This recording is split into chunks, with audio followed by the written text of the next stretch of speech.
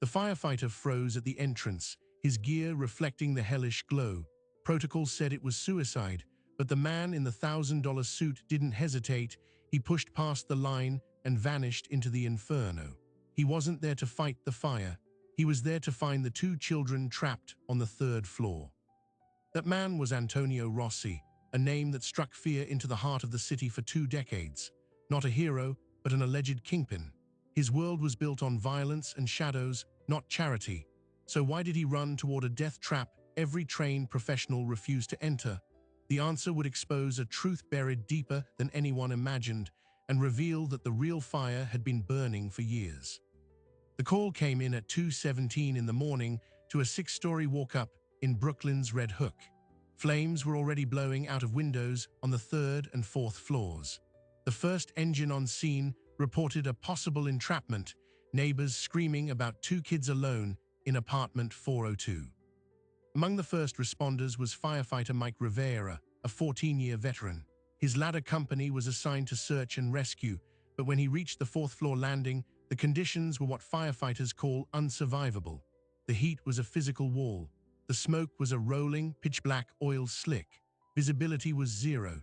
The fire had flashed over in the hallway, meaning every combustible surface was burning simultaneously. The official report would later note the temperature exceeded 1,200 degrees Fahrenheit. Protocol is clear. The fire service adage is risk a little to save a little, risk a lot to save a lot. Entering that hallway wasn't a calculated risk. It was a guaranteed death sentence. Rivera radioed the incident commander. Ladder 26 to command. We cannot make the apartment door. Conditions are extreme. We need a knockdown before we can proceed. He was following his training, the very rules designed to keep firefighters from becoming victims themselves. But on the street below, the crowd heard only one thing: the rescue was delayed. Antonio Rossi lived 3 blocks away. He wasn't supposed to be there, but the sirens and the glow had pulled him from his brownstone. He arrived just in time to see the hesitation, to hear the frantic cries of a woman being held back by police. "My Barbies, they're in there." She was the children's aunt, their primary caretaker. She'd run to the corner store for 10 minutes. That was all it took. To understand why Rossi moved when Rivera could not, you have to understand the man. Antonio, the bank, Rossi wasn't a myth. He was a meticulously documented problem for the Eastern District of New York U.S. Attorney's Office. His alleged empire was built on waste management contracts, union infiltration, and old-fashioned extortion. He was 41 years old and had never been convicted of a crime. He was also a ghost, a man whose name was whispered but whose face rarely appeared in photos. He operated from the shadows, through layers of intermediaries, but the people in Red Hook knew. They knew who owned the quiet cafes that never had customers and the laundromats that only opened at night. They knew where the real power sat. But there was another, lesser-known footnote in Rossi's file, one that predated his alleged criminal rise. At age 19, Antonio Rossi had been a volunteer firefighter in Staten Island. He'd completed his probationary year before leaving the service under unclear circumstances. He had the training. He knew what a flashover looked like. He knew exactly what he was running into. Witnesses said he didn't say a word. He shoved through the police line, ignoring commands to stop. He tore off his suit jacket, soaked it in a puddle from a leaking hydrant, and wrapped it around his head and shoulders. Then he vanished into the building's main entrance, which was billowing smoke but not yet fully involved. Inside, firefighter Rivera was attempting a secondary route by an adjoining balcony when he saw a figure moving through the inferno below him in the hallway. A civilian. He shouted over his radio, "We have a civilian inside. Repeat, civilian in the structure." The scene descended into chaos.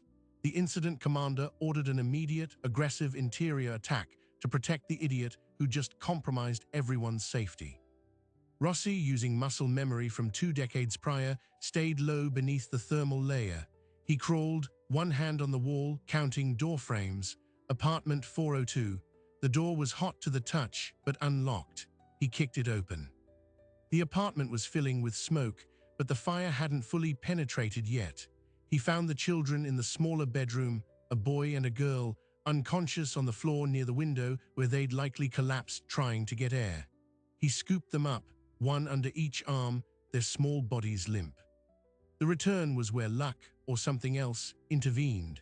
The aggressive hose line from the firefighters had momentarily beaten back the hallway flames, creating a brief, treacherous path. Rossi emerged onto the fourth-floor landing just as Rivera and his partner were forcing the door back open from their balcony access point.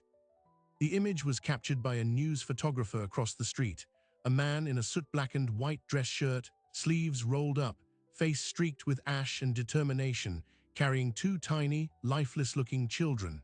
Behind him, the orange more of the hallway fire. He passed the children directly into the arms of the firefighters now on the landing. Then he collapsed.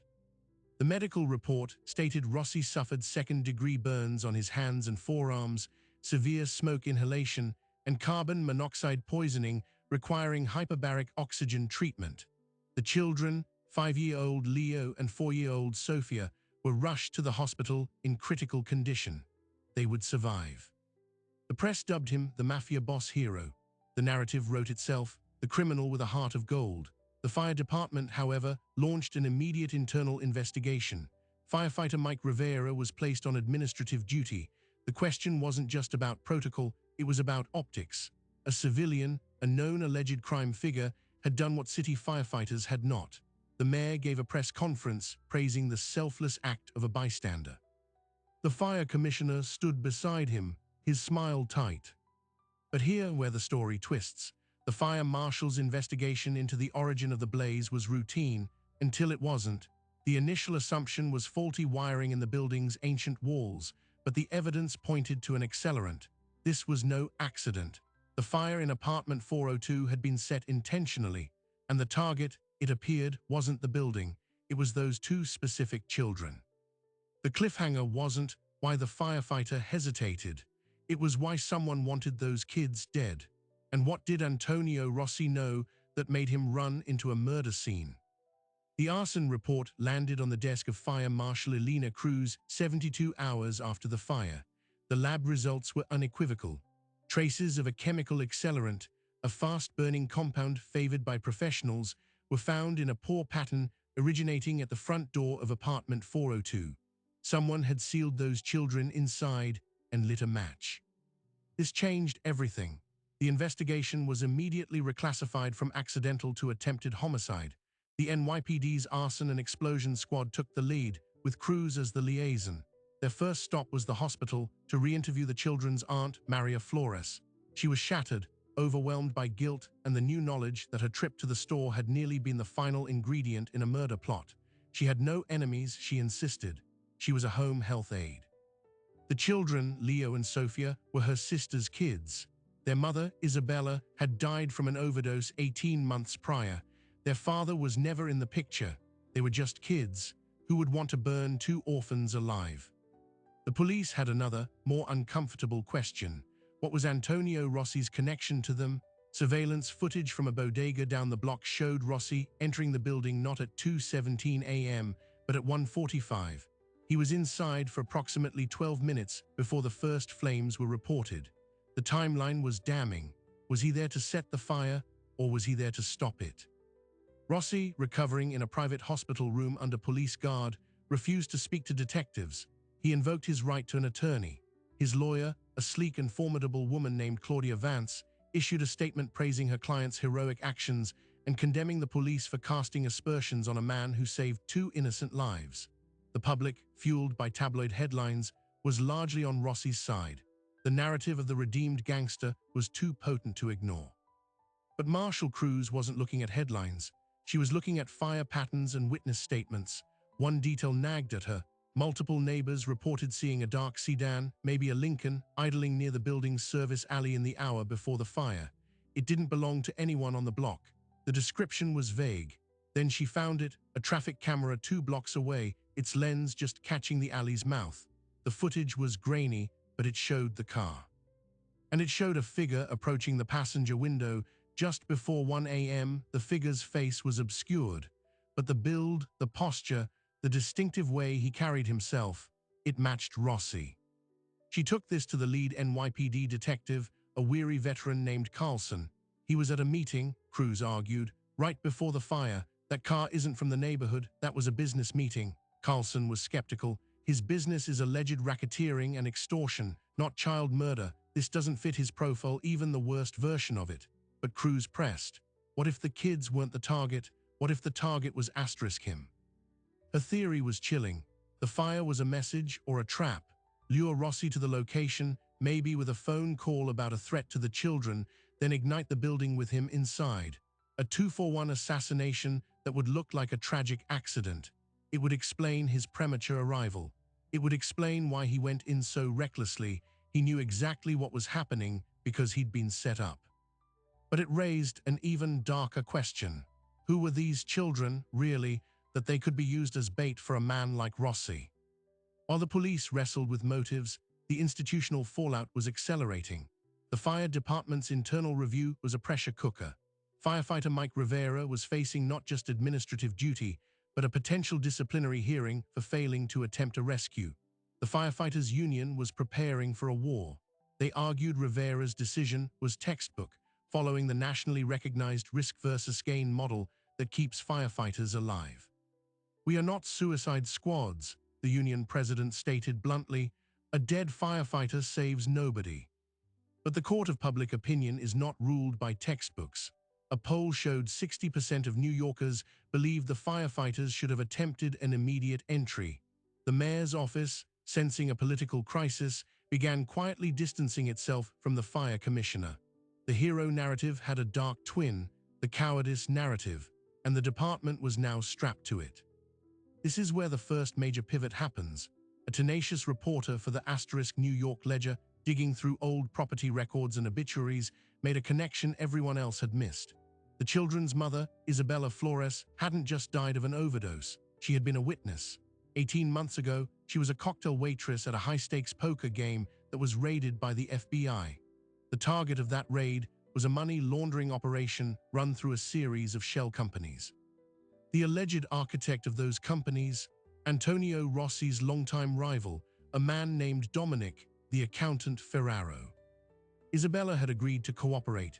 She'd given statements about Ferraro's associates, about cash drops she'd witnessed. 3 weeks later, she was found dead in a flophouse with a needle in her arm. The official ruling was overdose. The case was closed.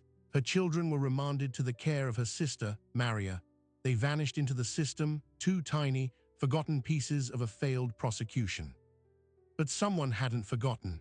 If Isabella Flores had given the FBI something or knew something she hadn't yet disclosed, then her children weren't just orphans.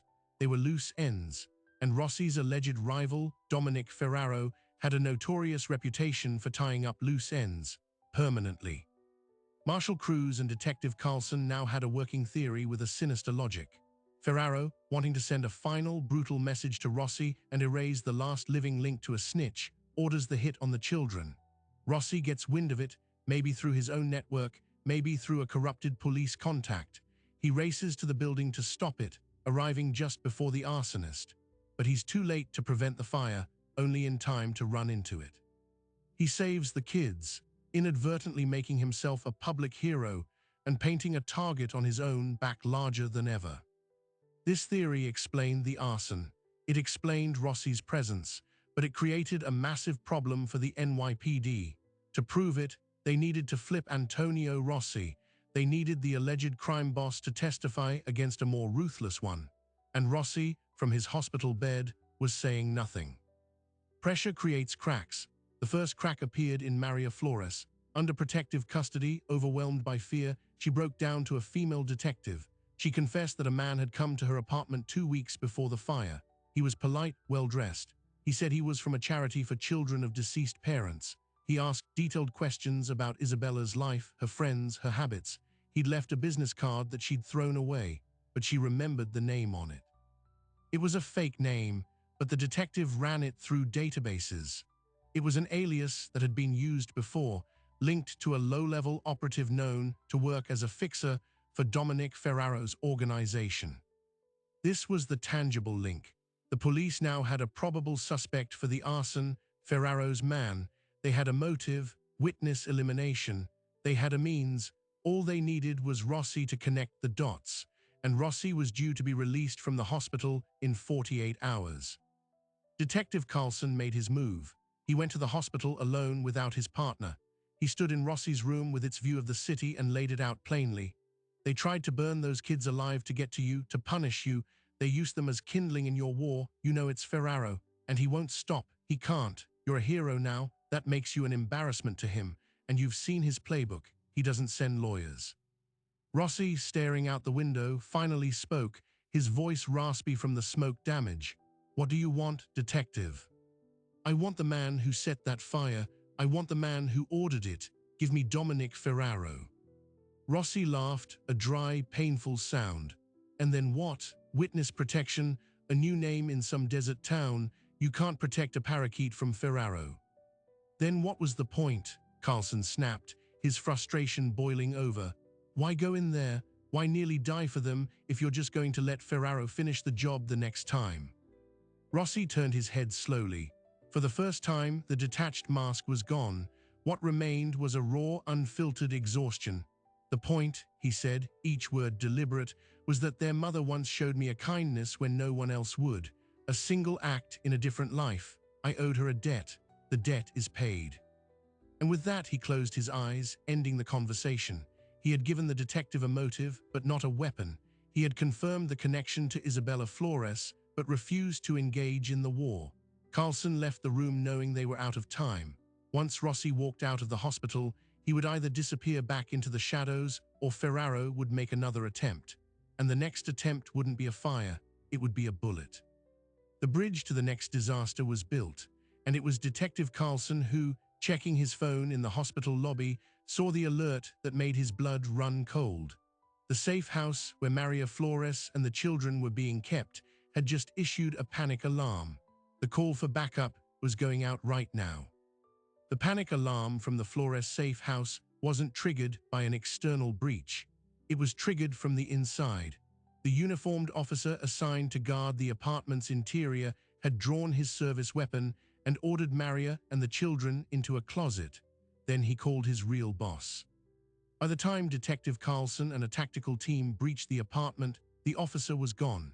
He exited via the fire escape, leaving Maria and the children unharmed but traumatized. The message was clear. There was no safe place. The police department itself had been penetrated. The officer's personnel file revealed he had been on the payroll of a private security firm that, after 2 layers of shell companies, traced back to a holding entity managed by Dominic Ferraro's brother-in-law. Ferraro didn't just have informants, he had assets in uniform. This was the wait, it gets worse moment. The investigation was not just compromised, it was being actively weaponized against the witnesses. The NYPD was thrown into a state of internal paranoia. Every officer involved in the case was now a potential suspect. The safe house had been chosen by a trusted lieutenant in the Special Victims Unit. How many other eyes were watching? Detective Carlson made a decision that would define his career. He went outside the chain of command. He called an old friend at the Federal Bureau of Investigation. The FBI had been building a RICO case against Ferraro for years, but it had stalled for lack of a high-level cooperator. Carlson offered them a new angle: attempted murder of a child witness, conspiracy, and corruption of a police officer. By nightfall, the case was federal. The Flores family was whisked away by FBI agents to an undisclosed location, and the NYPD was ordered to stand down. But the damage was done. The leak had achieved its goal. It forced the federal takeover, but more importantly, it sent a definitive signal to Antonio Rossi. The system could not protect him, or the children. As Rossi was being discharged from the hospital that evening, a team of FBI agents was waiting for him in the lobby. They offered him the same deal Carlson had: testify, enter the witness security program, and disappear. Rossi listened, his face impassive. Then he asked one question: where are the children right now? The lead agent, a man named Harper, refused to answer. That information is protected for their safety and yours. Rossi nodded slowly. Then you don't have a deal. He walked past them, into the swarm of press outside, flanked by his lawyer. Claudia Vance announced to the cameras that Mr. Rossi was recovering and had no further comment. He got into a waiting black sedan and vanished into the city. For 48 hours there was silence. Then a package arrived at the FBI's New York field office. It contained a single encrypted burner phone.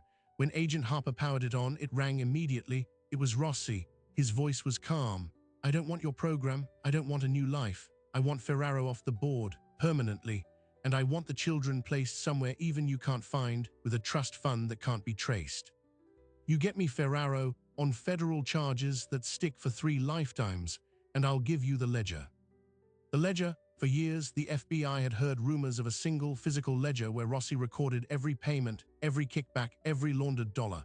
Not digital, because digital can be hacked. A handwritten, old-fashioned book. It was the mythical keys to the kingdom. If it existed, it wouldn't just implicate Ferraro. It would map the entire corrupt ecosystem of the city: politicians, judges, police officials, and business leaders. Harper's heart raced. "How do we know it's real?" "You'll know it's real," Rossi said, "because I'm going to give you the first entry. The payoff to City Councilman Richard Dwyer for the zoning variance on the waterfront development in 2012. $50,000 in cash, delivered in a gym bag. Check his bank records from that month. His mother-in-law's gift." The line went dead.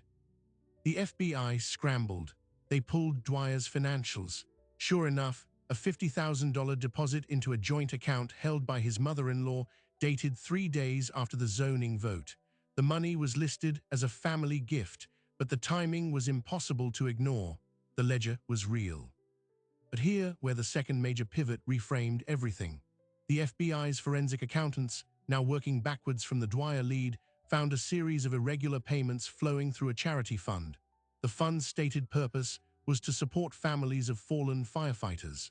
One of the trustees was a retired battalion chief, and one of the beneficiaries, listed as receiving a modest hardship grant 8 years prior, was a firefighter named Mike Rivera. Agent Harper called Fire Marshal Elena Cruz. "What do you know about Rivera's financial situation 8 years ago?" Cruz, digging through old personnel files, found the incident. Rivera's father, also a firefighter, had died of a rare, aggressive cancer. The medical bills had been catastrophic. The charity grant had covered the funeral. It was a matter of public record, but the forensic accountants found something else. The charity fund had received several large, anonymous donations in the years following. The money trail, after being washed through 2 offshore accounts, led back to a construction company owned by Dominic Ferraro.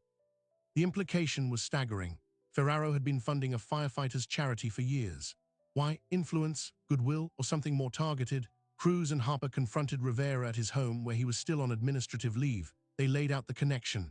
Rivera turned pale. He admitted that after his father's death, he was desperate. The charity had been a lifeline. He had even met the retired chief trustee for coffee once to thank him. He swore he never knew the money was dirty. But then he said something that changed the entire axis of the investigation. "The chief," he asked me once, about a year ago, if I ever felt the department's rules were too restrictive, if we were too afraid to be heroes anymore. I thought he was just an old guy lamenting the good old days. But now it looked like something else. Was the charity a recruitment pool, a way to identify firefighters who might feel indebted, disillusioned, or financially vulnerable? Was the arson at the Red Hook building not just a hit on the children, but a field test?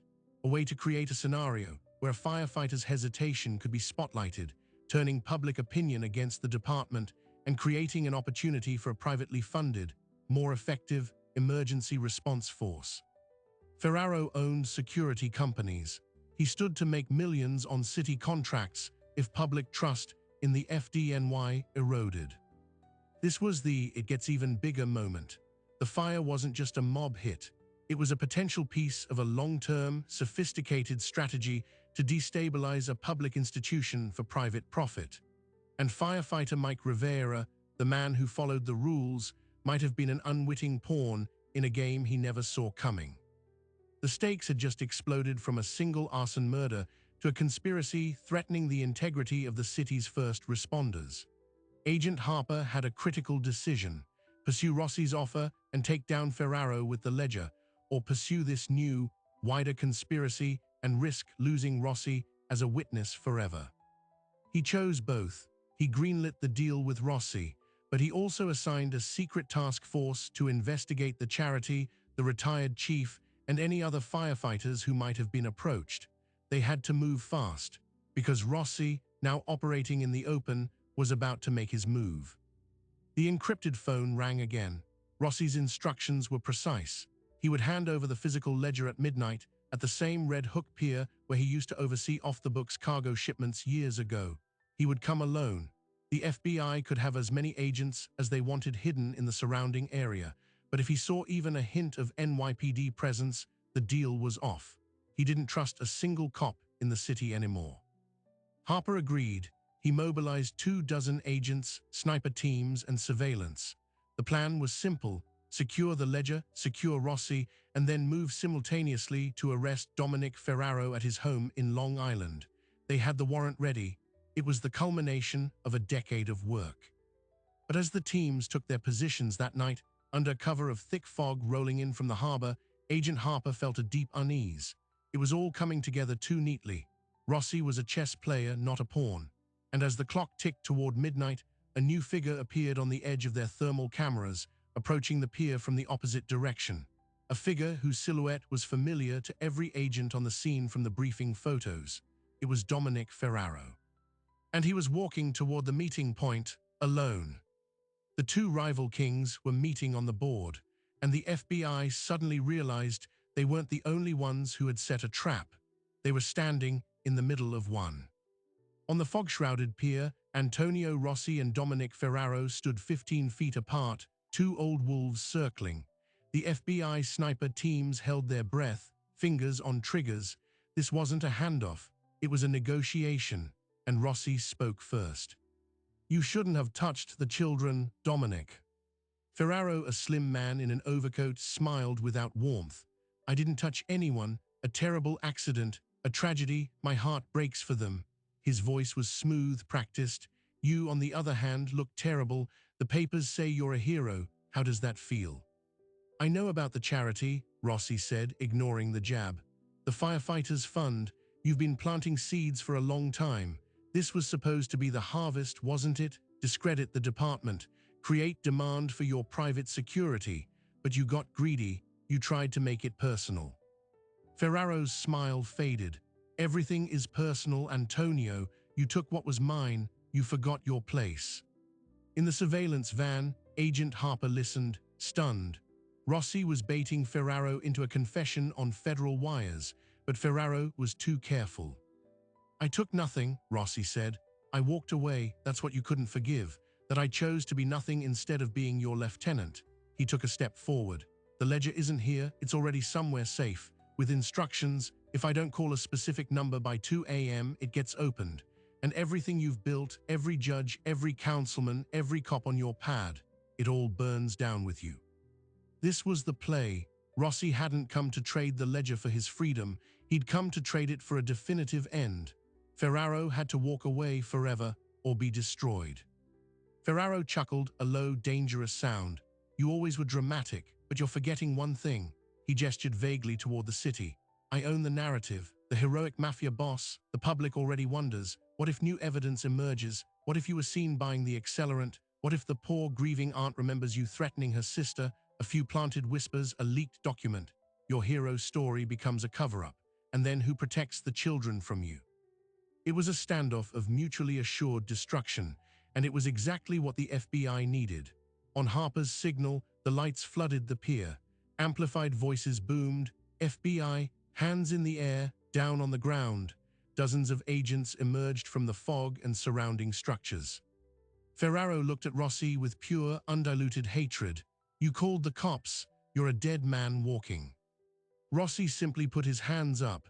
"No, Dominic, you are." The simultaneous raids that night were a masterpiece of coordination. As Ferraro was cuffed on the pier, FBI teams hit his Long Island estate, his offices in Manhattan, and the homes of 3 city councilmen and a state judge. The evidence from Rossi's ledger, which he had indeed preemptively surrendered to a third-party attorney, provided the map. The corruption was so deep it made national headlines for a week. But the real closure came in the smaller, quieter courtrooms. The retired fire battalion chief, trustee of the charity, pleaded guilty to conspiracy and fraud. He admitted Ferraro had used the fund to identify and cultivate potential assets within the FDNY, though he insisted the Red Hook fire was not part of that plan. It was, he claimed, a genuine attempted murder that Ferraro saw a way to exploit after the fact.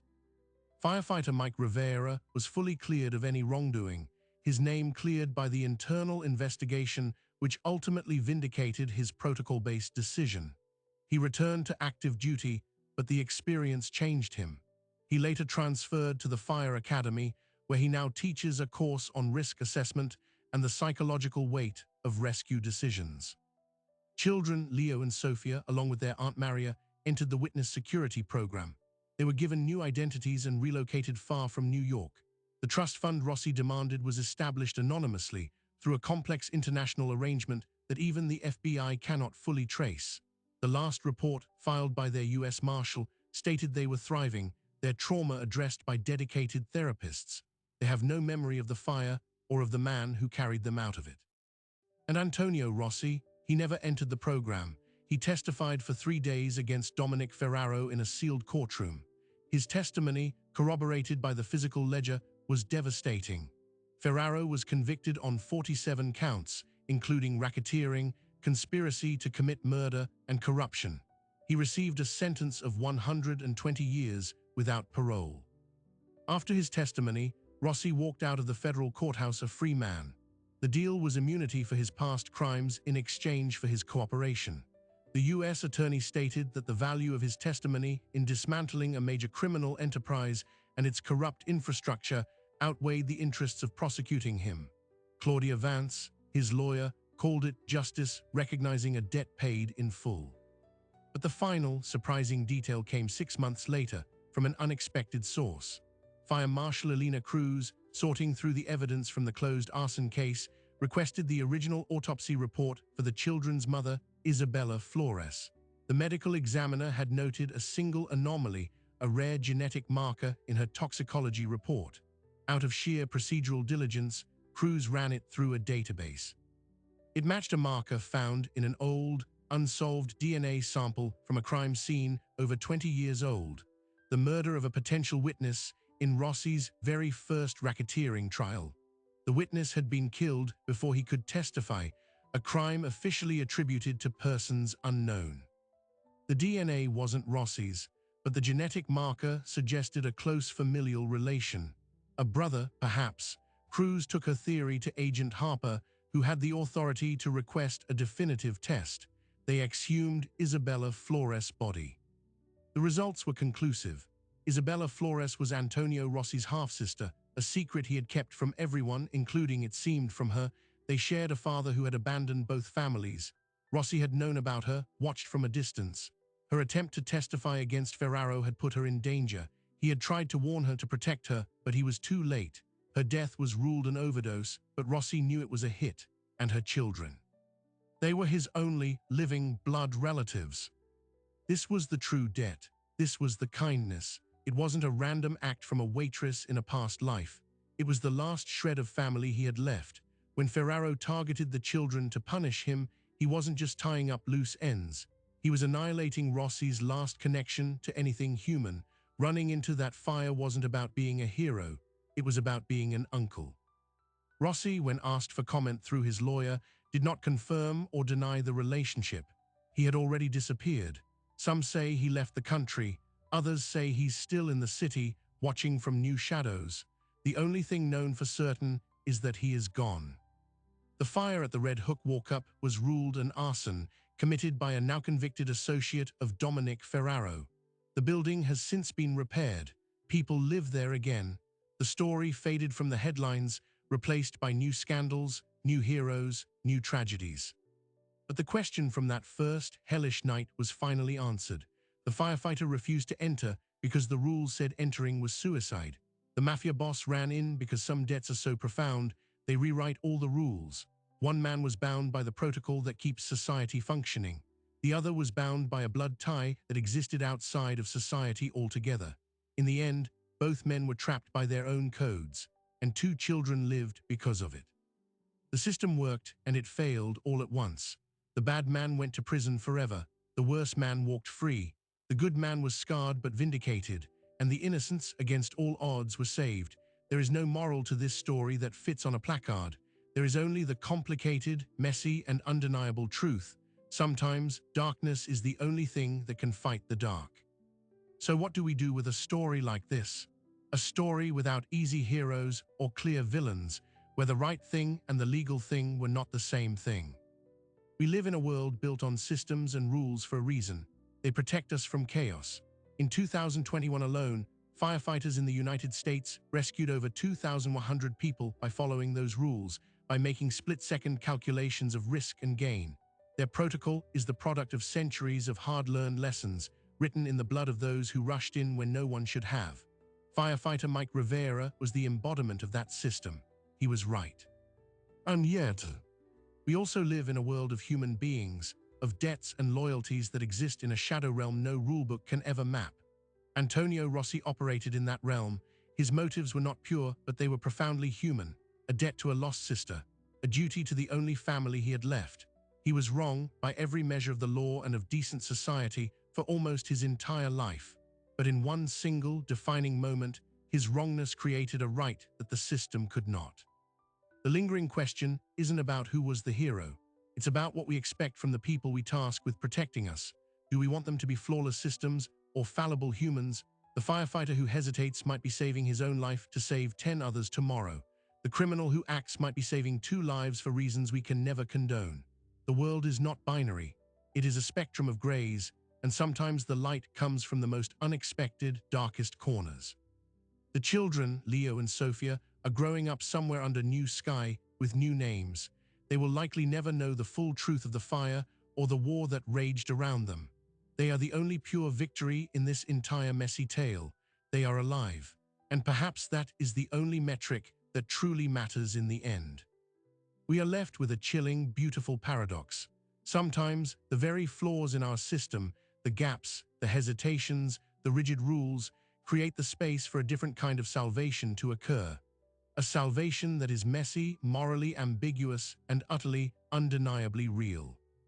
If you found this journey through the gray areas compelling, then you're in the right place. I've got another incredible story lined up that will challenge what you think you know about justice and sacrifice. Make sure you don't miss it by hitting that subscribe button. It truly helps me bring you more deep dives into the stories that get overlooked. Let me know in the comments what you thought of this one. Where do you stand on the firefighter's decision versus Rossi's action? I read every single one. Thanks for watching, and I'll see you in the next story.